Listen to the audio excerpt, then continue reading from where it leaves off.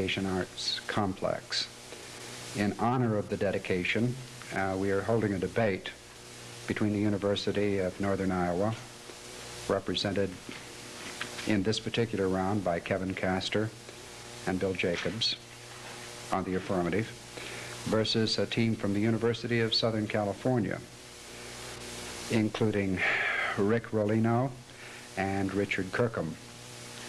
The debate will be about one portion of the intercollegiate debate topic and is cut in time to 6-minute constructives, 3-minute cross-examinations, followed by 3-minute rebuttals. These will proceed in order: affirmative, negative, affirmative, negative in the constructives, and then reversing that sequence for the rebuttals.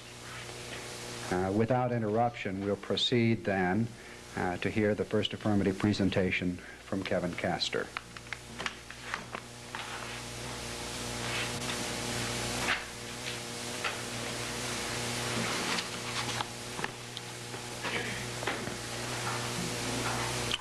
On behalf of the Northern Iowa Panthers, I would like to tell you how happy and grateful we are to have the USC Trojans take an extra stop on their trip home from Dartmouth competition to debate for you.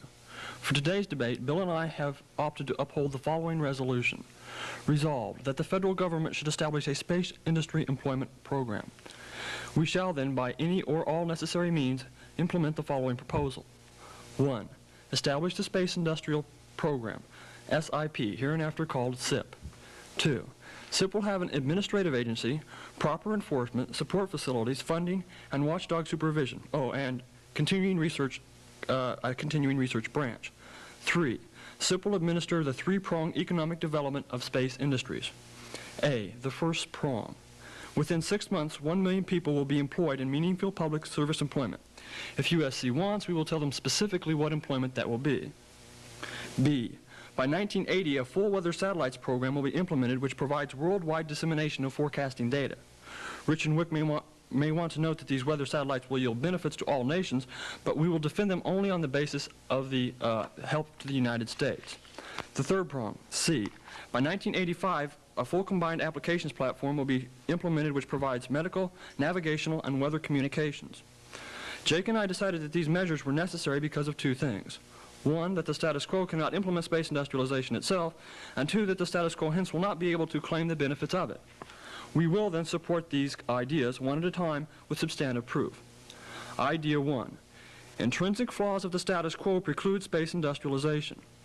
There are 3 reasons. The first, 1. Private industry investment will not occur because of the time required for investment returns being too long. Harry Stein commented on this before the House hearings on science and technology in January of 1978. The average time for a return on investment is about 5 years. Speaking of space industrialization showing break-even points 15 years in the future, most domestic firms will snort Buck Rogers stuff and go do something else instead. Christian Bassler illustrates the totality of the preclusion when he said in the summer of 1978, no existing private enterprise structure is suited to the task of raising and managing the capital necessary for full-scale space industrialization. Besides individual corporations not being able to make the investment, Jake and I have found that joint ventures are precluded too. Therefore, note preclusion number 2. Joint ventures in space industry would violate antitrust laws.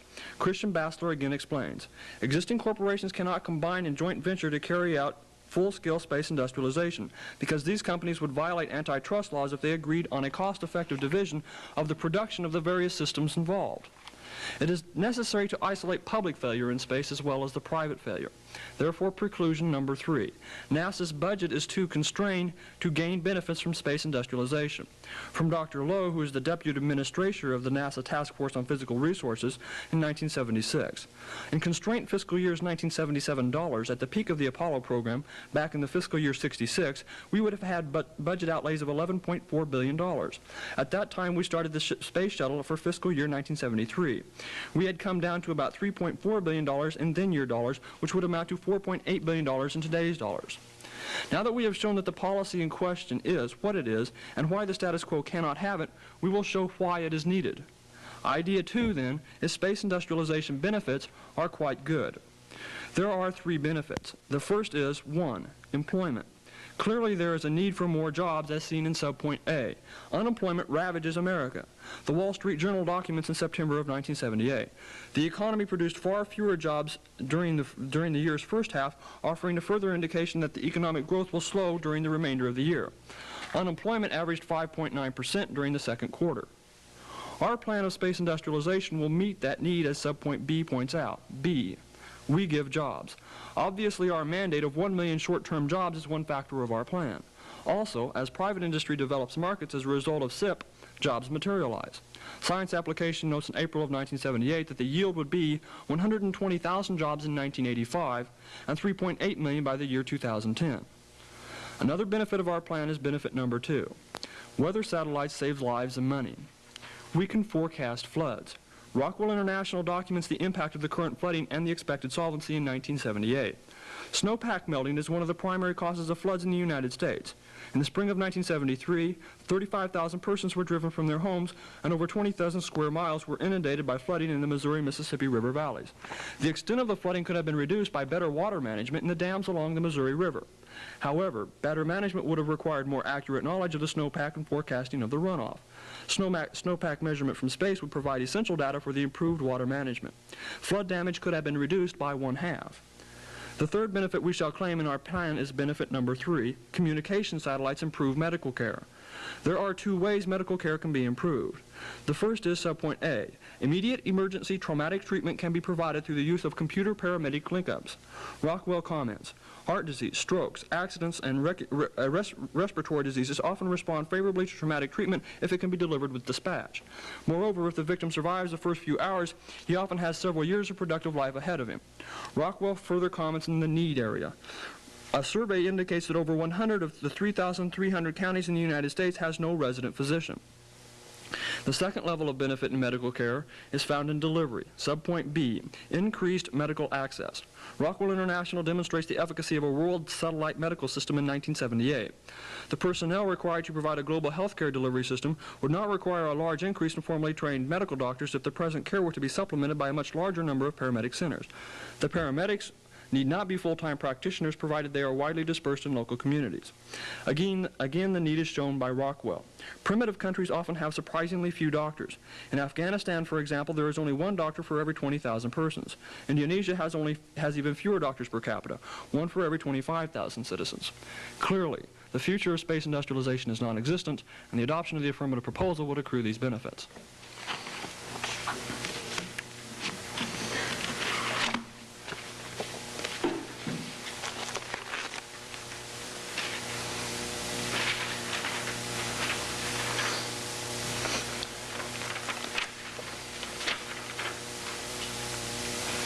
On private industry development, you argue that they would rather have short-term benefits as opposed to long-term benefits, right? Right. Now, that's what they would just rather have. It doesn't mean that they never invest long-term. It's just their priority system, right?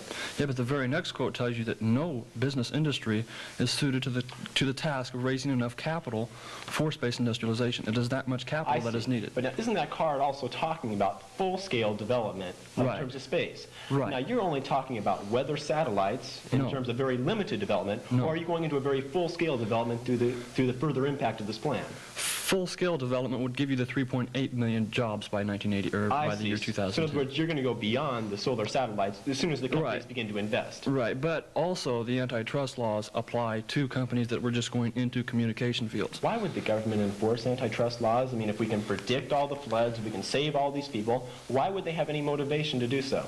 I'm not sure exactly why they did, but we have the court case that I see. In documents other the words, we fact just that they have did. laws there, even though there's probably no reason why they'd want to enforce No, it's the capital formation. It's the idea of antitrust and monopolies and setting their own prices. Even though it would probably be more beneficial to all people, the government would still rather impose the laws, right? They did in this instance, yes. I see. Perhaps it is that they cannot forecast, or they don't have the Rockwell study, something like that, yes. I see. In terms of the employment, now you tell us that the economy is pretty bad, and there's many people that do not have jobs. Right. Now, you're just providing opportunities for these people to take the jobs. Is there any indication that people want to be employed, or just that they would just rather collect the benefits of being unemployed? There was no such indication given in first affirmative, but it is very likely that people that are unemployed want to be employed. So in other words, if there was just jobs available for these people, they would certainly take it, correct? Certainly for a great extent of them, yes. For a majority of them, yes. I would say there are several million that want that, yes. Fine. In terms of the second card, in terms of the floods and the devastation that happens, Right. now it talks about having accurate data. Now, all the time our data improves. Now, how much better data are we going to have through extra satellites up there as opposed to the number we have right now? Well, what we would provide is a measurement of the snowpack itself, something that is currently not given. Why wouldn't 10 satellites that we presently have up, or whatever number we have right now, why isn't that not sufficient? It's just a question of technology. The technology is not there right now because technology like that cannot be developed without full-scale space industrialization. We can't just have a few satellites unless we go full scale, right? No, it's not the number of satellites that makes any difference at all. It is what is on the satellites, the technological benefits from them. I see. So if we just had one more satellite up there that had the new technology, then I guess, of course, we could then save all these people that have to leave their homes, right? No, well, yeah, but to get the new technology, you have to have full-scale space industrialization. In terms of the last area, you talk about the trauma victims that would be helped, and you talk about rural areas don't have very many doctors. So I'm assuming, now isn't there communication right now in terms of paramedics and ambulances with medical hospitals? I mean, like we've seen Emergency and all the television shows. I'm saying they have some sort of communication now, right? Well, there is some communication somewhere, certainly, but it is not the advanced thing that you would get Why from couldn't they just sending it use to citizen band radio? I mean, it just seems to me that you just have to have the communication and not necessarily a better technology.